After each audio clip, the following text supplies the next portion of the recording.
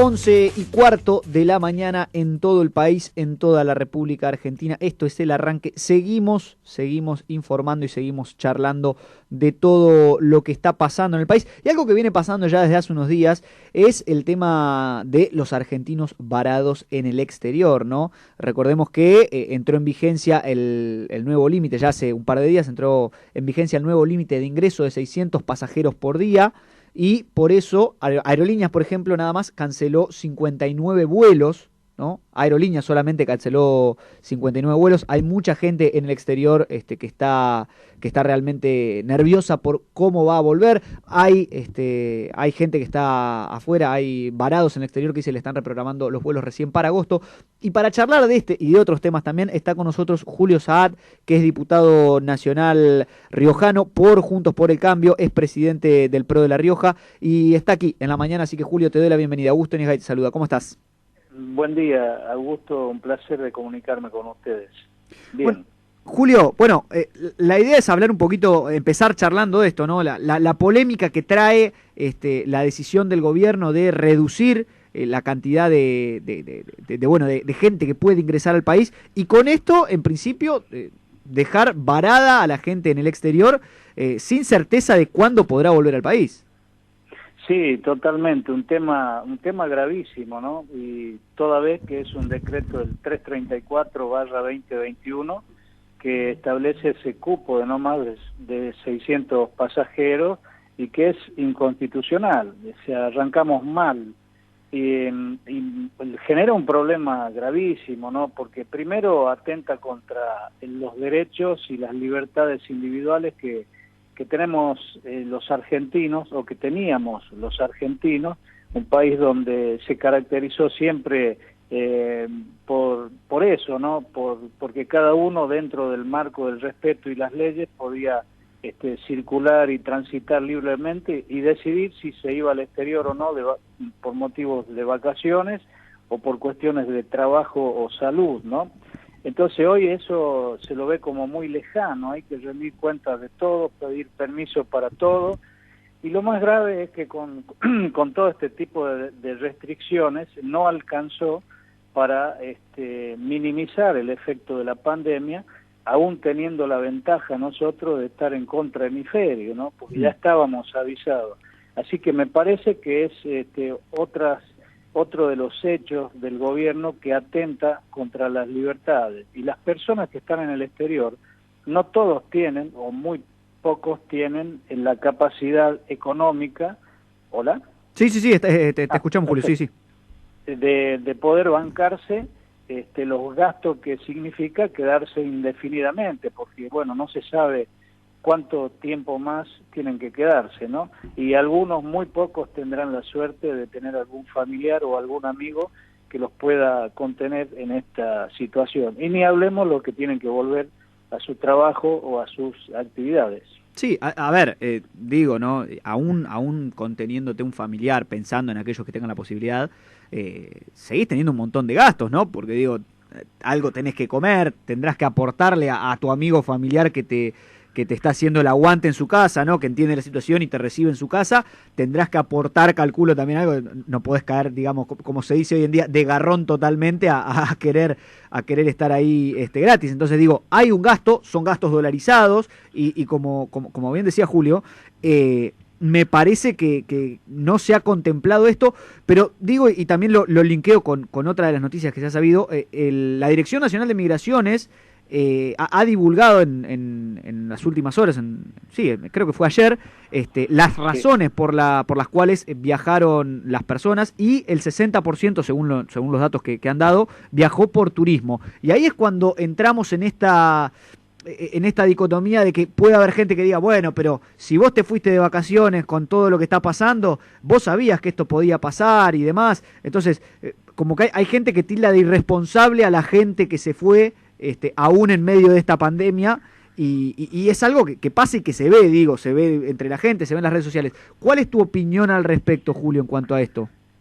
Mira, yo creo que normalmente uno pone, cuando no va por trabajo, pone por supuesto que va por turismo, claro. ¿no? Más allá que muchos fueron por cuestiones de salud, porque fueron a vacunarse, sí. y ahí te quiero decir que quienes tienen la posibilidad de vacunarse en el exterior, me parece muy bien que lo hagan, inclusive no ocupan el cupo de vacunas que no sobra en Argentina, que es bastante escaso, ¿no? Porque cuando tenemos los números que ustedes los tienen perfectamente ahí actualizados, nos damos cuenta que lejos de ser un problema, como algunos lo quieren plantear, contribuyen, ya que lo pueden hacer, y le dejan esa vacuna a personas que no pueden o viajar o no tienen la solvencia económica para hacerlo. Me parece que la cuestión de fondo acá, y siempre profundizan la discusión entre argentinos, la cuestión de fondo es que acá cada uno debería tener el derecho de entrar y salir cuando quiera, siempre y cuando cumpla con todos los recaudos y las cuestiones, los protocolos sanitarios. Nadie está diciendo que eso no hay que cumplirlo, pero me parece que restringir de esa manera no soluciona el problema. Hay otras formas de hacerlo y respetar la libertad. Un país que pierde el derecho a la libertad, que no se respetan los derechos constitucionales, yo creo que tiene un destino bastante oscuro, ¿no? Porque ya ni siquiera tiene sentido la discusión económica cuando la pérdida de la libertad es total o casi total. Y para eso hay un Congreso que debe funcionar y debe legislar y debe tratar todos los temas, ¿no? No se puede hacer todo por decreto, porque no tiene ningún sentido para que esto haya salido por decreto. Claro. Bueno, Julio, a ver, recién lo mencionaste al pasar, decías que no tiene sentido la discusión económica, pero me gustaría discutir algo porque más allá de toda esta problemática que estamos planteando de que hay gente que queda varada en el exterior y que no puede volver a su país, no puede volver a su hogar, a su casa, digo, también planteaste algo interesante que es el tema económico, porque esto es un golpe para el turismo también, porque al restringir la cantidad de gente que pueda venir al país, imagino que también se restringe el tema del turismo, se restringe un sector de la sociedad y de la economía argentina que realmente viene muy golpeado en el último año y medio, ¿no? Totalmente de acuerdo. No habíamos tocado ese tema, pero en Argentina viven aproximadamente 1.200.000 familias del turismo. Entre eso están las compañías aéreas, agencias de viaje y todo lo que genera el turismo a la vuelta, ¿no? Ha sido un golpe durísimo, un misil en la línea de flotación de lo que es este barco del turismo. Es gravísimo el tema y es un sector que no se está recuperando, salvo parcialmente en algunos lugares, y se estima que el actual nivel de ocupación hotelera no supera el 25%. Con todo lo que eso implica, que si hay solo un 25%, hay gente que no va a los restaurantes, gente que no compra en los artesanos, gente que no consume, gente que, bueno, todo lo que implica esta gran industria del turismo, que es una industria que rápidamente hace circular la economía, la famosa industria sin chimenea, ¿no? Así que desde donde se lo mire, afecta muchísimo, afecta la libertad, que es para mí, yo pongo en ese orden, primero, que te coarten las libertades y los derechos constitucionales es lo más grave, y después sigue todo lo que es lo económico, lo social y lo psicológico, porque esto trae problemas muy graves psicológicos. Hay gente que queda totalmente aislada, a la buena de Dios, y abandonado. Entonces dice, yo soy ciudadano de un país que no me cuida.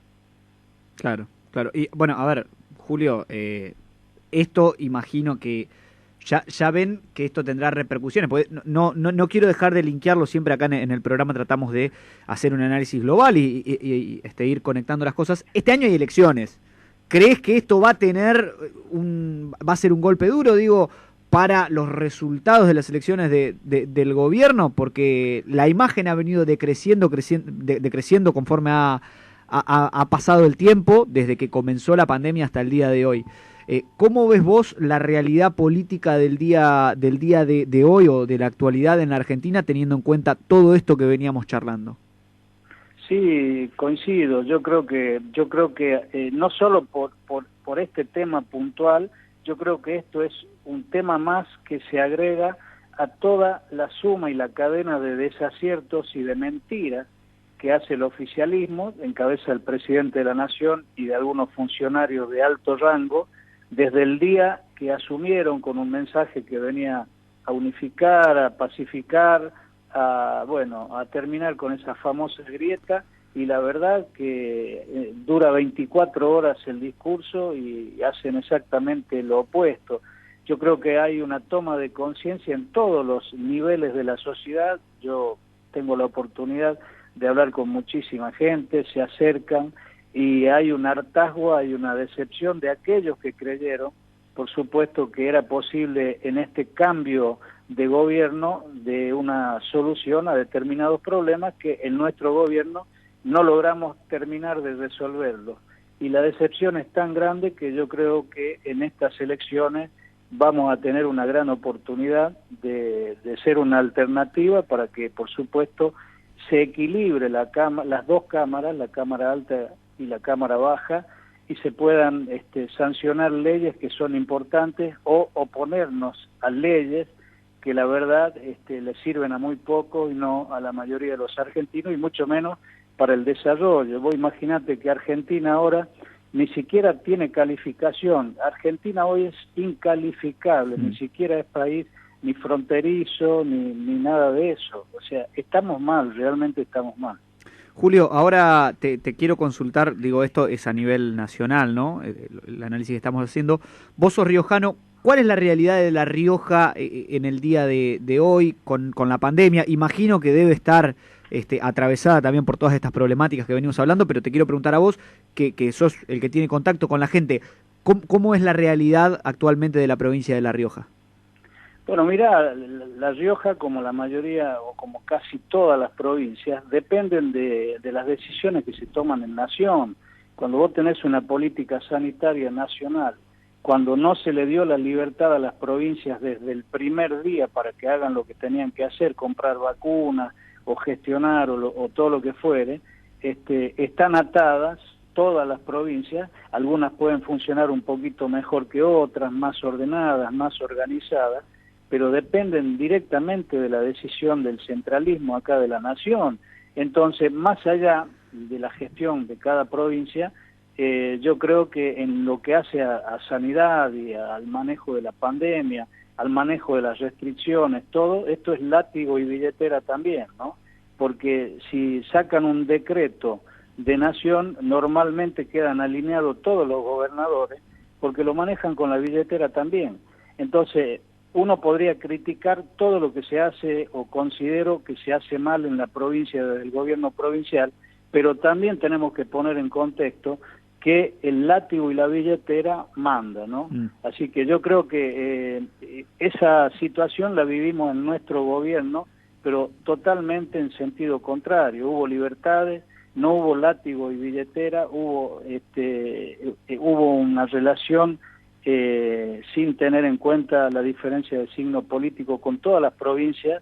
Inclusive fuimos criticados, por supuesto, por darles a quienes después votaron en contra del proyecto nacional nuestro demasiadas cosas, pero bueno, eso es el republicanismo, eso es el federalismo, y es lo que se pregona pero no se cumple ahora.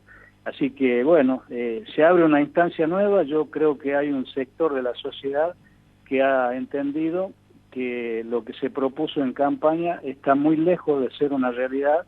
Estamos más allá de la pandemia que afectó a todo el mundo. Hay una inoperancia y una ineficiencia en el manejo, especialmente del área de salud y económico, que nos va a costar muchísimo tiempo salir de esta situación, ¿no?